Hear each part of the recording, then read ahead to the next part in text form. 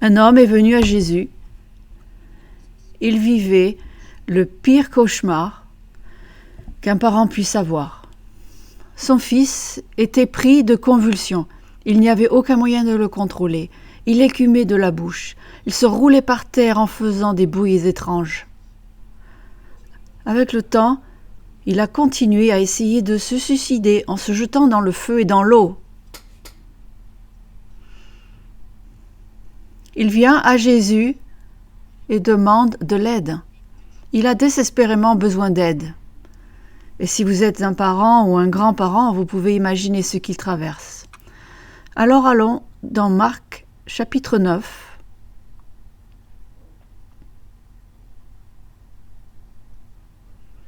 Et le verset 23.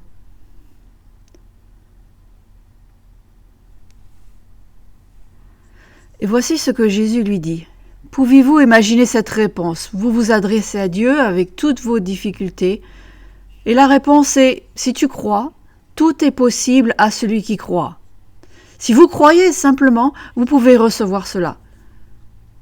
L'homme donne l'une des compréhensions les plus profondes de l'Écriture. C'est une déclaration que si vous avez vécu assez longtemps dans la foi, vous avez dite, d'une manière ou d'une autre. Il dit, aussitôt le père de l'enfant s'écria, « Je crois, viens au secours de mon incrédulité. » L'homme s'est rendu compte qu'il ne pouvait pas aller plus loin. Vous pouvez me demander, vous pouvez me dire, mais à l'intérieur de moi, je ne peux pas aller plus loin. Jésus ne l'a pas réprimandé parce que le but de ce message est le suivant, c'est vrai. Le but de ce message est, c'est vrai. Avez-vous déjà entendu quelqu'un vous dire, eh bien, vous avez juste besoin de plus de foi? Et votre réponse est, à l'intérieur de vous, vous dites, je ne sais pas comment faire ça. Je ne sais pas comment faire. Je crois, aide mon incrédulité.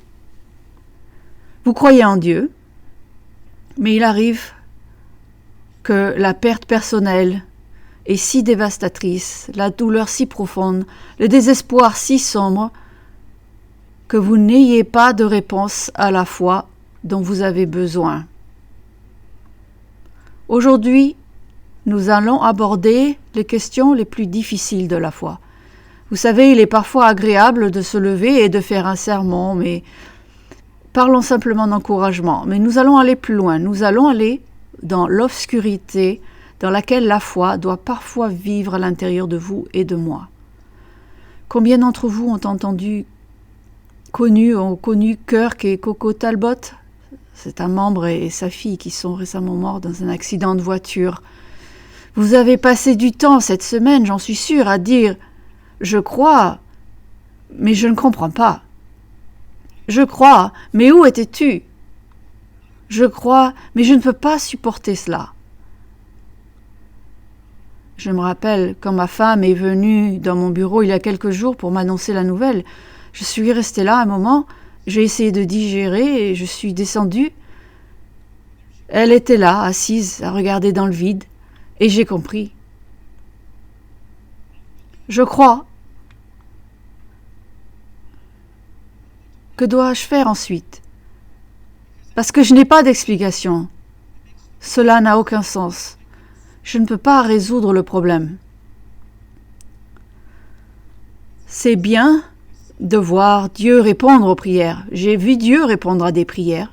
Vous avez probablement vu Dieu répondre à toutes sortes de prières. C'est bien quand il guérit, c'est bien quand il fait certaines choses. Mais que se passe-t-il lorsque cela n'a pas de sens? Que se passe-t-il lorsqu'il ne semble pas y avoir de réponse? Et que se passe-t-il si la réponse est non? Nous pensons toujours que la foi est synonyme de réponse positive. Et vous savez que ce n'est pas dans les Écritures. La foi n'est pas toujours synonyme de réponse positive. Et c'est la réalité. Aujourd'hui, nous traversons une période difficile. Je vais vous raconter une histoire. En fait, il s'agit de 3 histoires qui se rejoignent. C'est une histoire que je ne raconte pas souvent. En près de 40 ans de ministère, je ne les ai racontées dans un sermon que dans 1 ou 2 fois, parce que c'est trop difficile pour moi de les raconter, mais je vais le faire quand même. J'ai même des amis proches à qui je n'ai jamais raconté ces histoires. Je me souviens de la première fois que j'ai eu un de ces « je crois, mais ». Je crois, et vous pouvez ensuite compléter avec toutes les expériences que vous avez, parce que nous les avons tous eues, et pour ceux qui n'en ont pas encore eu, ma réponse est « vous en aurez ». Vous en aurez. Je crois, mais je ne peux pas avoir tout le monde. Je vais marcher ici pour pouvoir vous parler un peu, parce que vous là-bas, vous allez dormir. Je vais donc pouvoir vous voir ici, d'accord? J'avais 12 ans. Mon frère avait 4 mois. J'étais si heureux d'avoir un frère. J'avais 2 sœurs. C'était, waouh, super, un autre garçon. Enfin, vous savez. Je savais que quelque chose n'allait pas chez lui. Je ne savais pas ce qui n'allait pas chez lui. Je ne comprenais pas. Des années plus tard, j'ai appris que ma mère avait eu une grossesse très difficile. Il était très prématuré. Le médecin a dit que ses poumons ne s'étaient pas formés correctement. Il était donc condamné, sauf que l'Église a prié. Chaque semaine, il y avait l'annonce pour prier pour lui. Et il a continué à vivre encore et encore. Un jour, je me suis réveillée, mon père était assis sur le côté du lit et il m'a dit « Gary, David est mort la nuit dernière. » Et bien sûr, j'essaie d'assimiler cela à l'âge de 12 ans, d'assimiler tout ça. Puis il a dit quelque chose que je n'ai pas compris. Il a dit « Gary, tu sais, nous avons prié tout ce temps pour que Dieu le guérisse. » Il m'a dit « La nuit dernière, j'ai prié pour que la volonté de Dieu soit faite. » Il a dit « Je l'ai pris dans mes bras et il est mort. » Là, je ne comprends pas. Puis il a dit quelque chose qui était encore pire. Il a dit « Maintenant, je sais ce que Paul voulait dire quand il a dit que rien ne peut me séparer de l'amour du Christ. » Je me suis mis en colère. Je comprends pas. Il n'y a aucun moyen pour moi d'assimiler cela. Mon frère vient de mourir. Mon père avait prié pour que la volonté de Dieu soit faite et c'était la volonté de Dieu qu'il meure. J'ai cru cela parce que je croyais mon père. Je savais que c'était la volonté de Dieu. Mais maintenant, mon père vit avec l'amour de Dieu et moi, je vis la perte. Je ne comprends pas. J'ai cru. Autant qu'un enfant de 12 ans peut le faire, j'ai cru. Mais je ne comprenais pas. Il y avait un « mais » à ma croyance. Plus tard, dans l'année, mon père a été ordonné ancien lors de la fête des tabernacles. Probablement moins d'1 an après la mort de David. Un soir, ils nous ont déposés, mes sœurs et moi, chez ma grand-mère. Si je me souviens bien, je pense que c'était la maison de ma grand-mère. Parce qu'ils allaient en Virginie occidentale, il y avait là-bas une femme qui allait accoucher. Il faut comprendre ce que c'était la Virginie occidentale dans les années 60. Il n'y avait pas beaucoup d'hôpitaux. Et alors une sage-femme se rendait donc chez Jean. Elle vivait à la campagne, je crois. Et ma mère allait y aller parce qu'elle avait été une infirmière diplômée. Elle savait donc comment aider l'accouchement. Vous savez, c'était quelque chose qu'elle connaissait. Elle avait des compétences. Donc mon père est allé la conduire là-bas. Et nous sommes restés dans la maison de ma grand-mère. On s'est endormis, on s'est levé le lendemain, on est rentré à la maison, mais ils étaient si excités, mes parents l'étaient. Et mes parents nous ont expliqué comment ils sont arrivés là-bas et le bébé est resté coincé dans le canal utérin pendant des heures et des heures. Finalement, quand le bébé est né, il était mort, c'était une fille. Je me souviens encore de maman décrivant le bébé mort, parce que bien sûr, elle avait l'expérience des personnes mortes, elle avait été infirmière et ce bébé était mort. C'était sûr. Et donc là, sa femme a travaillé sur ce bébé pendant 20 minutes pour le ranimer. Elle a dit, on ne peut pas le ranimer. Elle était morte et ma mère a raconté que mon père était venu poser les mains sur elle, qu'elle avait prié. et qu'elle avait commencé à respirer et qu'elle allait très bien. Alors maintenant, je suis là à écouter cela à 12 ans, peut-être 13 ans, je pense que j'avais encore 12 ans, et je me dis, waouh, mais je crois, mais comment Dieu décide-t-il qu'un bébé vit et qu'un autre ne vit pas? En plus, je n'ai toujours pas compris comment Dieu m'a aimé alors que mon frère est mort. Comment cela fonctionne-t-il? Je me sentais liée à Dieu, mais je n'arrivais pas à comprendre tout cela. C'était bien des années plus tard. J'étais pasteur à Janesville, dans le Wisconsin, et Rockford, dans l'Illinois. J'ai reçu un appel d'un membre de l'église qui m'a dit « J'ai une amie qui fréquente une église protestante et voici ce qui se passe. Elle a adopté un bébé drogué. Le bébé était accro au crack à la naissance. La mère a abandonné le bébé et cette dame l'a adopté. Le bébé avait maintenant 2 ans et il avait constamment des crises d'épilepsie. Il est à l'hôpital et son pasteur ne veut pas venir prier. Et elle croit en l'onction. J'y suis donc allée, même si son pasteur protestant était probablement plus proche, beaucoup plus proche que moi. J'y suis allée. Je suis entrée et je lui ai demandé si elle croyait au Dieu de la Bible. Oui. Croyez-vous en Jésus-Christ en tant que Fils de Dieu, qui est venu et est mort pour vos péchés et qui est ressuscité? Oui. Croyez-vous à l'onction? Oui. Vous croyez donc que Dieu peut guérir? Oui. Elle dit, mais ils ont dit qu'il est sur un respirateur et que quand ils vont l'enlever du respirateur le lendemain matin, il ne peut pas survivre, il est trop endommagé. J'y suis allée, j'ai regardé ses yeux vides de ce petit bébé et je l'ai oint. Il est sur ce respirateur et sur le chemin du retour, j'ai pleuré. Je crois, mais je n'en ai pas assez. Et je demande à Dieu que quand ils vont le débrancher, qu'il parte facilement. Parce qu'il est déjà mort. Vous savez, en état de mort cérébrale. 2 jours plus tard, la femme m'appelle et me dit « On était tellement excités qu'on a oublié de vous le dire. » Et j'ai dit « Me dire quoi ?» Et elle me dit « Quand ils l'ont débranché, il a commencé à respirer, il s'est réveillé. Et en peu de temps, il courait partout dans l'hôpital. » Je ne sais pas ce qui est advenu de cette femme. Elle n'est jamais entrée dans l'église de Dieu. Je ne sais pas ce qui est arrivé au petit garçon. Cela n'a pas d'importance. Je me souviens avoir pensé, oui, je crois, mais ça n'a pas été très loin, n'est-ce pas? Parce que je ne croyais pas que Dieu allait faire quoi que ce soit. Et il l'a fait. Je vous raconte ces 3 histoires parce qu'elles sont toutes liées. Elles sont toutes liées à des moments où j'étais comme cet homme. Je crois, mais. Et j'ai eu un grand mais. Je crois, mais.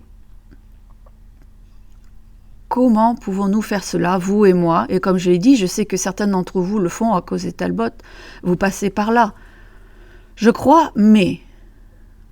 Comment Dieu a-t-il pu faire cela? Comment Dieu a-t-il pu permettre cela? Pourquoi Dieu n'était-il pas là?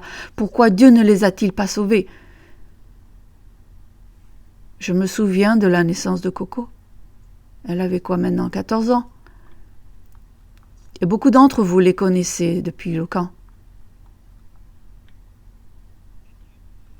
Et vous aurez ces moments. Cela fait partie de l'expérience chrétienne.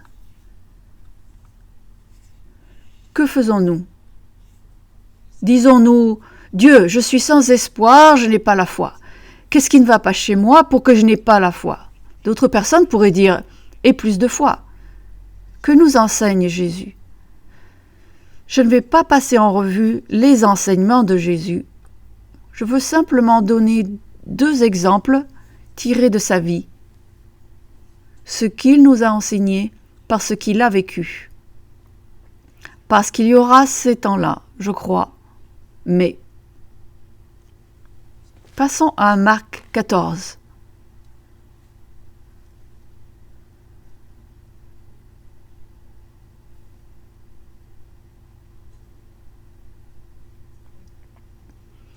Commençons au verset 32.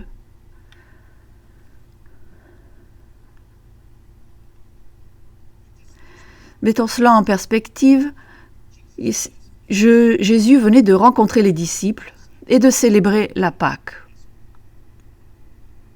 Il a donc célébré la Pâque avec les disciples et il leur a dit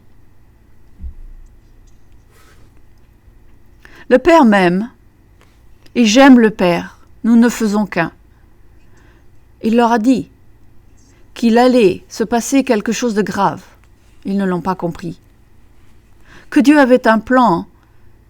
Et si vous relisez le texte, vous vous rendez compte qu'il leur dit « Je ne serai plus ici pendant très longtemps. Et je reviendrai. » Ils n'ont pas compris. Et ils pensaient avoir beaucoup de foi. Ce que vous découvrez au fil de l'histoire, mais que nous n'abandonnerons pas, c'est qu'ils n'avaient pratiquement aucune foi. Pierre dit « Je serai avec toi quoi qu'il arrive. J'ai une épée. » Jusqu'à ce que 40 hommes se présentent avec des épées. Et puis vous savez, quand Jésus ne commence pas à faire sortir du feu de sa bouche, à les tuer, il se dit « Oh, je suis un peu dépassé ici, n'est-ce pas ?» Il quitte donc le lieu de la Pâque. La nouvelle alliance vient d'être instituée. Verset 32. Ils allèrent ensuite dans un lieu appelé Gethsémane, et Jésus dit à ses disciples « Asseyez-vous ici pendant que je prierai. Vous, restez ici, moi je vais aller parler un peu à mon Père. Et n'oubliez pas qu'il sait ce qu'il va vivre. Il y a quelque chose que nous devons reconnaître. Et si vous lisez le psaume 22, vous voyez tout cela. Il savait ce qui allait se passer. Cela avait été planifié dans le ciel des siècles auparavant. Non, cela avait été planifié dès la fondation de la terre. Dès qu'Adam et Ève ont péché, ce qui a été mis en place, c'est comment je vais les sauver. L'une des questions soulevées ce matin est la suivante. Si vous commettez une erreur, Dieu vous jettera-t-il? Si vous comprenez cela, vous saurez qu'il ne le fera pas.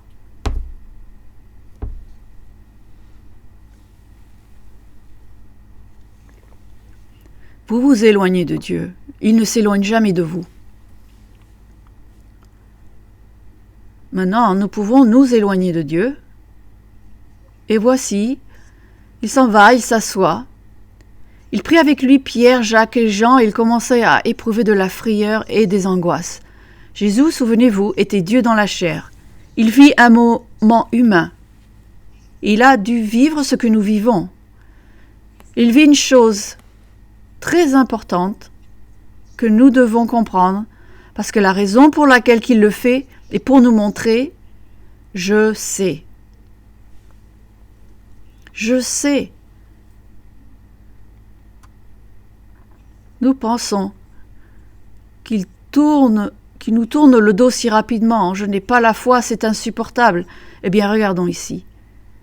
Il leur dit « Mon âme est triste jusqu'à la mort. Restez ici et veillez. » Restez ici avec moi, j'ai besoin d'amis. Je sais ce qu'ils vont faire, vous n'en avez aucune idée. Ils vont me battre jusqu'à ce que vous ne puissiez même pas me reconnaître. Lisez le psaume 22. Ils vont faire des trous dans mes mains et mes pieds. Il a dit, vous pourrez voir mes côtes. Psaume 22. Il le savait.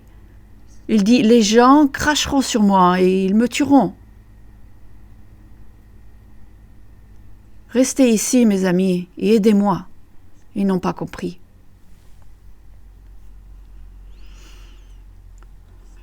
Verset 35, puis ayant fait quelques pas en avant, il se jeta contre terre et pria que s'il était possible, cette heure s'éloigne de lui. Il disait, Abba, Père, toutes ces choses te sont possibles, éloigne de moi cette coupe. Toutefois, non pas ce que je veux, mais ce que tu veux. Ceci est très important. Il n'est pas dans un moment de « je crois », aide mon incrédulité. Dans la relation entre Dieu et son Père, cela n'a jamais eu lieu. Non, j'ai confiance en toi. Il n'a donc jamais eu de moment où il croyait ou il ne croyait pas. Ce n'est pas ce qui s'est passé. Ce qui s'est passé, c'est « je crois, mais je ne peux pas faire cela. En tant qu'être humain, c'est trop pour moi. »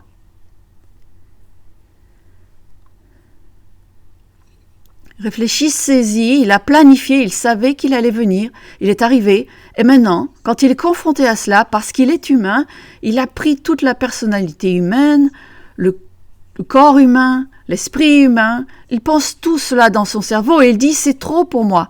Rien n'était trop pour lui lorsque Dieu l'a utilisé pour créer l'univers, vous vous souvenez ? Dieu a utilisé le Christ pour créer l'univers, rien n'était trop grand à l'époque. Pourquoi vit-il cela ? Il est important de comprendre pourquoi. Il ne le fait pas parce qu'il en retire un grand bénéfice.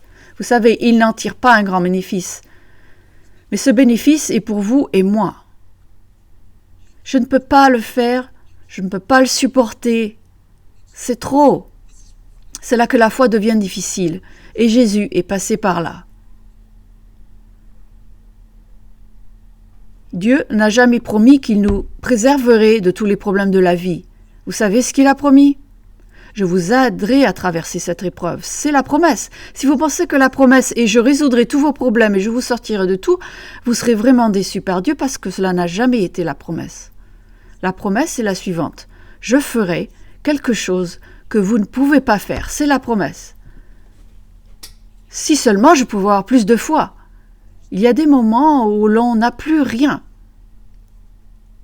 Et voici Jésus-Christ, le Fils de Dieu, qui dit « Je crois, mais je ne peux pas supporter cela. C'est trop. »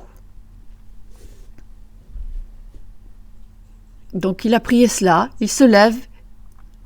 Verset 37. Il vint vers les disciples qu'il trouva endormis et il dit à Pierre « Simon, tu dors, tu n'as pas pu veiller 1 heure ? Tu ne pouvais pas rester avec moi, rester éveillé, tu ne comprends pas ce que je vais vivre ? Et j'ai mon épée, j'ai la foi. Tout va bien, Jésus. »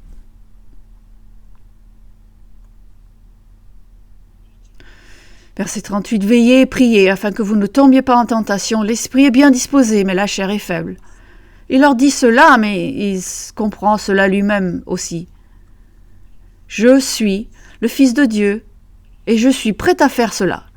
Mais en tant qu'être humain, c'est terrifiant. En tant qu'être humain, je ne sais pas comment je vais faire. En tant qu'être humain, je ne peux pas supporter cela. Il s'éloigna de nouveau et fit la même prière. Il revint et les trouva encore endormis, car leurs yeux étaient appesantis. Ils ne surent que lui répondre. Nous ne comprenons pas ce qui te contrarie. L'un des autres récits dit qu'il transpire. Dans ce stress et cette tension, on dirait que du sang s'écoule de sa peau. Comment ça, tu ne peux pas supporter ça? Qu'est-ce que tu veux dire par là? C'est quoi le problème? Tu es le Fils de Dieu. Tu peux faire tout ce que tu veux. Verset 41. Il revint pour la 3e fois et leur dit « Dormez maintenant et reposez-vous, c'est assez. » Puisque j'en suis arrivé là, je sais ce que j'ai à faire.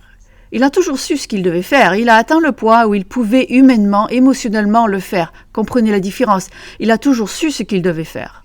Mais les limitations mentales, non pas qu'il y ait eu des limitations, mais oui, les limitations du cerveau humain sans Dieu, les limites des émotions humaines sans Dieu, il ne peut le faire. Il savait ce qu'il devait faire, il l'a planifié.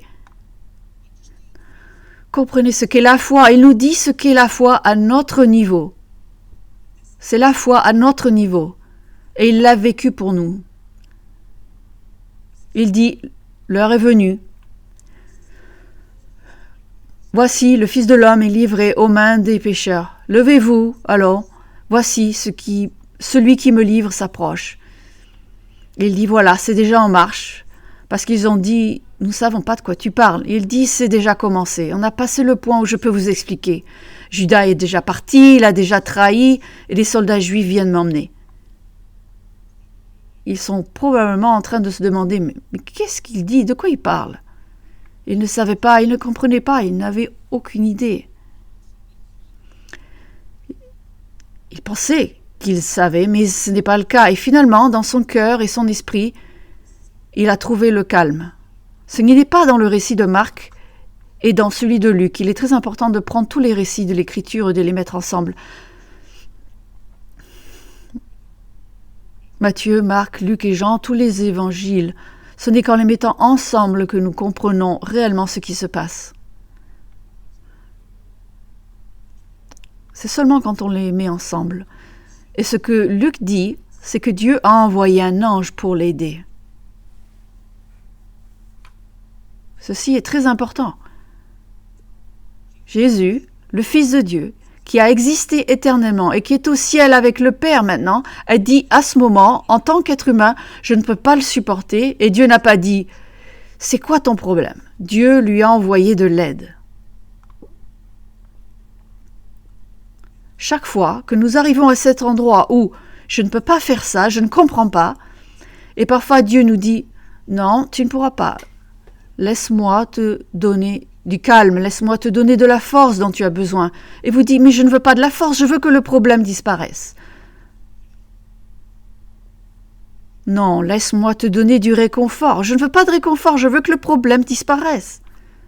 Laissez-moi te donner ce dont tu as besoin. Non, je sais ce dont j'ai besoin que le problème disparaisse. Mais ce n'est pas comme ça que ça marche. C'est pas comme ça que ça marche. La bénédiction de Dieu est l'aide qui construit une relation entre vous et lui. C'est cela la bénédiction. Qu'a dit Jésus ? Heureux les affligés. Quoi ? Non, heureux sont ceux qui trouvent un bon travail. Si nous ne pensons qu'en termes physiques, et on en a parlé ce matin, n'est-ce pas, dans la discussion sur ce que nous faisons lorsque la réponse n'est pas celle que nous pensons, c'est-à-dire que je donne la dîme, pourquoi n'ai-je pas de bénédiction physique ? Cette personne te suit, pourquoi est-elle tombée malade ? Alors que nous nous débattons avec cela, Dieu dit « Non, vous n'avez pas compris. Il s'agit d'un processus qui consiste à passer de l'état de personne à la nature humaine corrompue à l'état de devenir mes enfants. Et ce n'est pas toujours un processus facile. Et nous disons « Vous ne comprenez pas. » Et il dit « Oh, Jésus est ici. C'est garanti qu'il comprend. » Non seulement cela, mais il y a un passage qui dit que Jésus vient à nous. Vous savez, l'Esprit de Dieu vient en nous. Le Christ lui-même vient et travaille avec nous comme quelqu'un qui a été un être humain. Vous voyez, nous pouvons dire à Dieu, tu ne comprends pas. Et il dirait, oui, je comprends. Mais enfin, d'accord, Jésus comprend, lui et moi ne faisons qu'un. Nous n'avons pas cet argument. Nous ne pouvons pas dire à Dieu qu'il ne comprend pas. Le fait est que la bénédiction, c'est l'aide. Parfois, c'est la guérison, parfois, c'est le travail, parfois, c'est le mari idéal, parfois, c'est tout ce que nous voulons. Parfois, c'est la nouvelle voiture, parfois, ce sont ces choses-là, parce que Dieu aime aussi donner des choses physiques. Mais en fin de compte, ce n'est pas le but de notre vie. En fin de compte, le but de notre vie est de devenir ses enfants. Parce qu'il nous donnera ce que nous ne pouvons même pas imaginer. C'est d'ailleurs ce que dit l'une des Écritures, ce qu'il va nous donner dépasse tout ce que nous pouvons imaginer, et j'ai une assez bonne imagination. Mais je peux quand même pas l'imaginer. Mais je l'admets, il y a encore des moments dans ma vie où je dis, je crois, mais je le fais toujours. Et si quelqu'un ne le fait pas, s'il vous plaît, venez me parler. Parce que j'aimerais avoir vos instructions. Parce qu'à chaque fois que vous dites « je crois », vous dites à Dieu « je ne te comprends pas, je ne comprends pas, tu es plus grand, c'est le but », voilà. La foi est dans la grandeur de Dieu, la foi est dans la bonté de Dieu, la foi est dans la sagesse de Dieu, et la foi est dans l'amour de Dieu. Et c'est en cela que doit consister notre foi. Parfois, nous ne comprenons pas. Nous passons à côté de l'essentiel.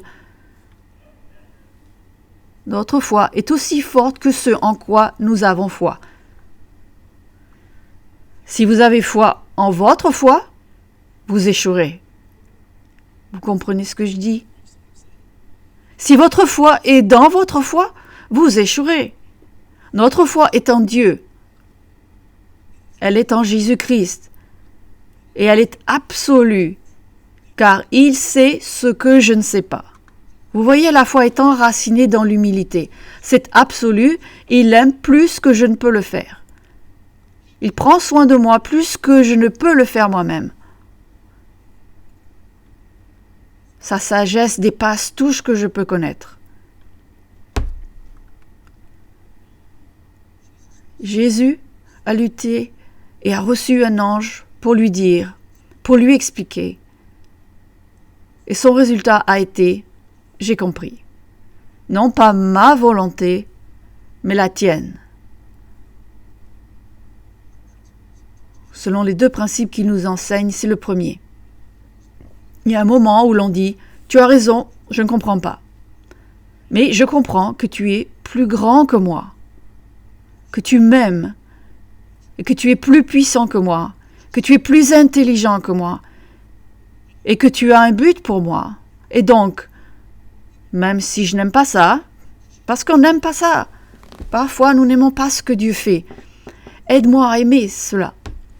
Aide-moi à comprendre que ta volonté est plus grande et meilleure que la mienne, et je m'en remets à toi. La deuxième remarque de Jésus se trouve dans Matthieu 27. Matthieu 27.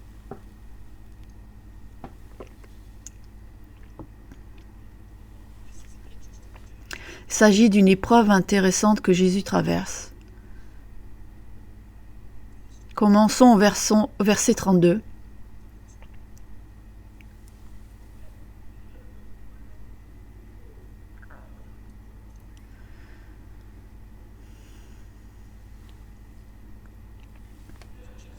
Jésus, ici, passe donc une nuit où ils tournent autour de lui, ils le frappent avec leurs poings, ils le battent avec les bâtons, le giflent, lui enlèvent ses vêtements, le battent avec un fouet jusqu'à qu'il ne soit même plus reconnaissable. N'oubliez pas qu'il subit tout cela parce qu'il a dit à Dieu « Non pas ce que tu veux, non pas ce que je veux, mais ce que tu veux. C'est ce qui est le mieux pour moi. Mais je veux vous dire quelque chose, c'est bien plus important que cela. C'est ce qu'il y a de mieux pour vous et moi. Comprenez son point de vue. Nous ne pouvons pas être justifiés auprès de Dieu dans notre état actuel de nature humaine corrompue et de péché. Nous ne pouvons pas. Nous ne sommes justifiés devant Dieu que lorsque nous acceptons le sacrifice de Jésus-Christ pour ce que nous méritons. Et alors Dieu dit oui. En effet, Jésus dit « Viens, laisse-moi te présenter au Père ». C'est ainsi que nous y arrivons. Il nous y amène. C'était donc le mieux pour nous. C'est pour ça qu'il l'a fait. Il l'a fait pour nous. Maintenant, il le traîne. Il porte cette grande barre transversale jusqu'à ce qu'ils arrivent à l'endroit où il le cloue à la barre. Et là, au verset 35, il est dit, après l'avoir crucifié, ils se partagèrent ses vêtements en tirant au sort, afin que s'accomplisse ce qui a été annoncé par le prophète. Et ici, ça cite Psaume 22. Une grande partie de ce que nous voyons dans les récits évangéliques de la crucifixion de Jésus, se trouve dans le Psaume 22. Comme je l'ai dit, tout est préparé à l'avance. Mais il y a une différence entre l'écrire et le faire. C'est sa foi en son Père. Et il veut nous l'enseigner. Il est venu vivre ainsi pour nous l'enseigner. Verset 39, les passants l'injuriaient et secouaient la tête en disant « Toi qui détruis le temple et qui le rebâtis en 3 jours, sauve-toi toi-même. Si tu es le Fils de Dieu, descends de la croix. » Vous avez vu, on t'a dit que tu allais démolir le temple. Tu as dit que toi et le Père, vous aviez une relation spéciale, que tu étais unique, que Dieu t'aimait. Et il a dit, il l'a répété, le Père m'aime et j'aime le Père.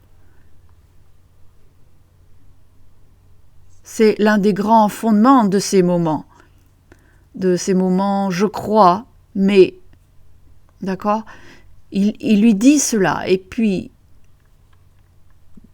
et ensuite au verset 42, il a sauvé les autres, et il ne peut se sauver lui-même, s'il est roi d'Israël qui descend de la croix, et nous croirons en lui. Il s'est confié en Dieu, une autre citation de Psaume 22, il s'est confié en Dieu, que Dieu le délivre maintenant s'il l'aime. Car il a dit, je suis fils de Dieu. Vous vous rendez compte à quel point c'est sarcastique? Ah, voilà le type qui disait que Dieu l'aimait, Dieu l'aimait, Dieu l'aimait. La motivation de Jésus toute sa vie a été Dieu m'aime, et maintenant ils lui disent, voyons si Dieu le sauvera, parce que Dieu ne veut pas de lui. Voyons si Dieu le veut. Est-ce une chose remarquable? Oui, allons-y. Voyons si Dieu le veut vraiment. Voyons s'il le sauve. Ils disent en fait, Dieu ne t'aime pas. Et tout cela, cette pensée lui est jetée à la figure. Et vous savez, dans ces moments-là de « je crois, mais », combien de fois nous doutons de l'amour de Dieu? C'est là que se trouve le doute.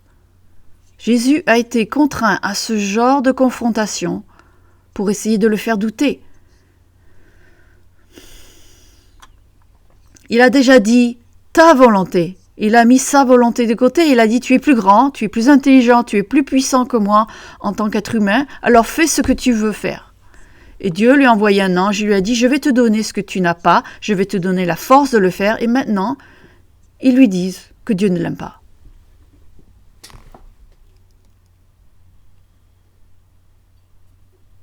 Comment Jésus a-t-il réagi à cela? Comment a-t-il réagi à cela? Parce qu'il nous enseigne, une fois de plus, il traverse cette épreuve pour nous.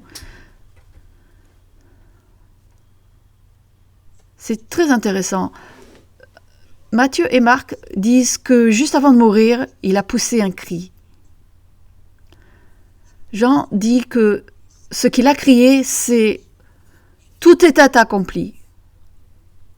Mais Luc dit qu'il a dit quelque chose d'autre aussi. Allons dans Luc 23.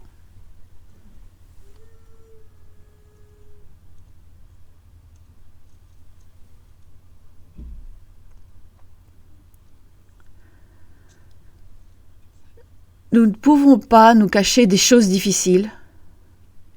Parfois, nous affrontons les choses difficiles parce que c'est là que Dieu nous donne quelque chose. Dieu nous donne ce que nous n'avons pas. Ah, j'ai pas assez de foi. Ouais, ben moi non plus. Il y a un moment où Dieu doit nous donner quelque chose. C'est lié à sa volonté, à l'acceptation de sa volonté, et c'est lié à cette autre question à laquelle Jésus est confronté ici. Luc 23, verset 46. Luc 23, 46. Jésus s'écria avec une voix forte, « Père,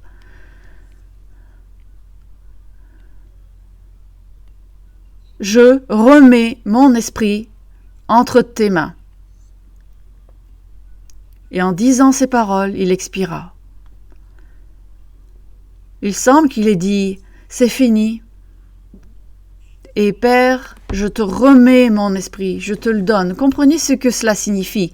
Vous savez, quand nous mourons, nous ne subissons pas la seconde mort. La seconde mort, c'est l'anéantissement total. Quand nous mourons, tout ce que nous sommes va à Dieu et il le garde. Nous ne savons pas comment il s'y prend, mais il le garde parce qu'il le dit, je vais vous ressusciter. Vous allez être en partie ressuscité. Après tout cela, tout à la fin, Jésus a dit à son Père, « Tout ce que je suis vient à toi maintenant. Je me réveillerai dans 3 jours et 3 nuits. Ça va être un choc pour tout le monde. Je sais ce qui va se passer. Nous l'avions prévu. Je vais simplement te rejoindre pendant un moment. Puis tu me réveilles. » Je veux dire, il a dû souffrir la mort pour nous, il a dû dormir, mais il n'a pas été détruit. Pas plus qu'Abraham n'a été détruit. Il est juste avec Dieu, il n'est pas réveillé, d'accord, je n'enseigne pas l'âme immortelle ici, mais il est avec Dieu. Dieu le prend et garde tout le monde et il le ressuscite. Lors de la seconde résurrection, il n'y a pas de retour possible, c'est la destruction totale. C'est une chose totalement différente. C'est l'une des raisons pour laquelle nous pouvons croire qu'il y a des gens qui recevront le salut à l'avenir, parce que Dieu ne les a pas détruits. Ils ne sont pas en enfer. Ils attendent d'être ressuscités. Et je n'ai aucune idée de la façon dont Dieu fait cela. Et je me sens à l'aise de dire cela. Plus je vieillis, plus je me sens à l'aise pour dire « et je ne sais pas comment il le fait ». Je ne sais vraiment pas. Mais je sais qu'il le fait. Je le crois. Et je n'arrive toujours pas à comprendre pourquoi il fait tout ce qu'il fait. Parce que je ne suis pas Dieu. Je suis juste un homme. C'est vrai. Nous ne sommes pas Dieu. Je remets mon esprit entre tes mains. Et tout se passe comme prévu. Tout se passe comme prévu. Je ne peux pas imaginer son expérience de la mort. Nous connaissons tous la mort. Jésus n'a connu que l'éternité. Mais il va s'endormir pour un moment. Oui, il aurait pu dire « J'avais prévu cela, mais c'est dur ». Dieu était avec lui. La seule façon dont il a pu faire cela, d'ailleurs, c'est parce qu'il croyait absolument que rien ne pouvait le séparer de l'amour de Dieu. Tu es plus sage que moi, tu es plus grand que moi, parce que je suis un être humain. Tu es plus intelligent que moi. Ta bonté dépasse ce que je peux imaginer en tant qu'être humain. Et même ce que ces gens peuvent imaginer. Il comprenait la bonté de Dieu, mais en tant qu'être humain, il l'était encore. Il dit, mais je comprends parce que je crois en ta bonté et ta grandeur, et je crois en ta sagesse. Que ce ne soit pas ma volonté qui se fasse, mais la tienne. Il lui dit, en tant qu'être humain, ce n'est pas ce que je veux. Je comprends ce qu'il dit, mais je réalise que c'est pour cela que je suis ici, et je te fais confiance. Et le deuxième point, c'est, tu m'as aimé, tu m'as toujours aimé, et tu vas me ressusciter, et cette chose va se dérouler comme prévu, parce que tu m'aimes.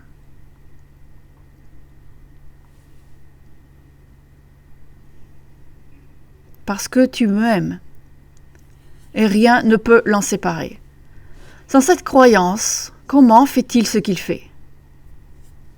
Comment le fait-il ? Oh, je sais qu'il est Dieu dans la chair, mais il est dans la chair.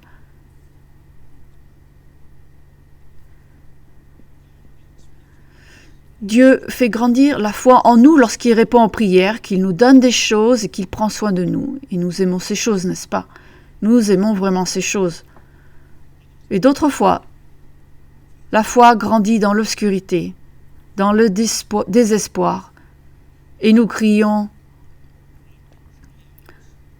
Je crois, mais… » On se dit alors que Dieu doit être très en colère contre moi et il doit vouloir me jeter parce que je crois, mais… Et Dieu dit « Non, c'est juste une opportunité. » Dieu voit les choses d'une manière totalement différente. Très bien, mon enfant.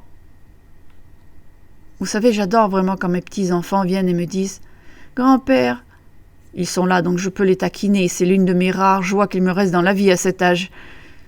« Grand-père, blablabla, tu sais, j'ai besoin d'aide. » Ah oui, j'aurais pu te dire. Oui, ça va faire mal. Mais bon, on va réparer. C'est la même chose avec Dieu. Je crois, mais… Et il dit, bon, très bien, réglons cela. Mais c'est si difficile pour nous. Parfois, la foi grandit lorsque la réponse se trouve dans le futur. Mais j'aimerais me marier maintenant avec quelqu'un de croyant dans le futur. Et parfois, la réponse est non. Et nous devons croire que sa bonté, sa sagesse, sa grandeur justifie la réponse négative. Parfois, nous nous trouvons dans une situation désespérée et nous devons nous adresser à Dieu et lui dire « Je ne sais pas ce qu'il me faut, je n'ai pas la foi, je n'ai pas l'assurance, je n'ai pas le confort, je n'ai pas la sagesse, je n'ai pas la connaissance, je n'ai pas ce qu'il faut pour que cela arrive. » Et c'est lui qui doit nous le donner. Et si nous pensons que nous pouvons le faire sans qu'il nous le donne, nous échouerons. Parce que notre foi est en Dieu, pas en nous-mêmes. Et il y a beaucoup de choses dans notre vie qui ne peuvent venir que de Dieu. Et c'est là que la foi grandit vraiment. C'est quand vous n'avez pas de réponse, quand vous n'avez pas de solution, quand il n'y a rien d'autre que lui et Jésus-Christ, que la foi grandit. Parce que vous n'obtenez peut-être pas la réponse que vous voulez, mais vous obtenez l'aide dont vous avez besoin. Ce n'est pas toujours la réponse que nous voulons, c'est l'aide dont nous avons besoin, parce qu'il est en train de faire quelque chose de grand dans votre vie. Tout le monde ici, peu importe si vous avez 6 ans, tout le monde ici a le privilège d'aller au trône de Dieu et de lui parler. Vous avez ce privilège. Il vous l'a donné.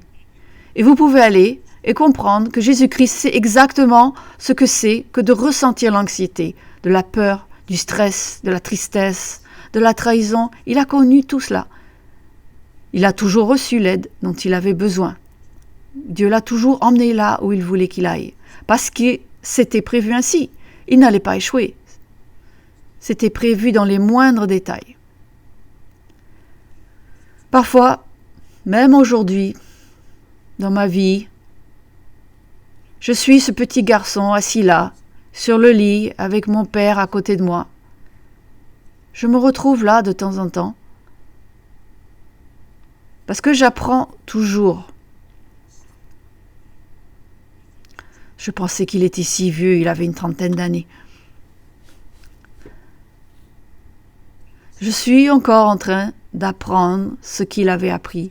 Et vous savez, c'est intéressant, lui et moi avons eu beaucoup de conversations dans la vie avant qu'il ne meure, sur le fait qu'il devait apprendre encore et encore. Et j'ai dit, oui, je suis en train de l'apprendre encore et encore. Alors qu'il était assis là et qu'il comprenait parfaitement que ta volonté soit faite et je l'accepterai quelle qu'elle soit. Et rien ne pourra me séparer de l'amour du Christ. Il était sincère. Et il m'arrive d'y retourner en pensant, Dieu, il faut que je revienne à cela, n'est-ce pas? Je dois revenir à cette simple réalité, mais je ne peux pas le faire moi-même. Et vous ne pouvez pas le faire vous-même. Et nous essayons souvent de le faire nous-mêmes. Dieu vous y conduit. Vous devez lui demander de vous aider à comprendre. Aide-moi, même si je ne comprends pas, donne-moi la force. Donne-moi la force comme tu l'as fait avec Jésus-Christ. La Bible parle de la façon dont Jésus entrera dans nos vies lorsque vous demandez à Dieu de vous donner ce que vous n'avez pas, que vous admettez que vous ne l'avez pas et que vous luttez parce que vous ne l'avez pas et que vous le lui demandez. C'est seulement à ce moment-là que le miracle peut vraiment se produire, que Jésus-Christ viendra par l'intermédiaire du Saint-Esprit. Il va travailler avec vous parce qu'il a été être humain. Vous savez, Dieu le Père et le Christ travaillent tous les deux en nous par l'intermédiaire de l'Esprit. C'est ce qui est dit. Et quand il le fait, c'est seulement à ce moment-là que vous pouvez vraiment le dire et le penser. Non pas ce que je veux, mais ce que tu veux. Et même au plus profond des pires expériences humaines, vous pouvez le savoir. Qu'à la fin, Dieu nous sauve. Tout comme Jésus savait, je vais mourir, mais il va me sauver.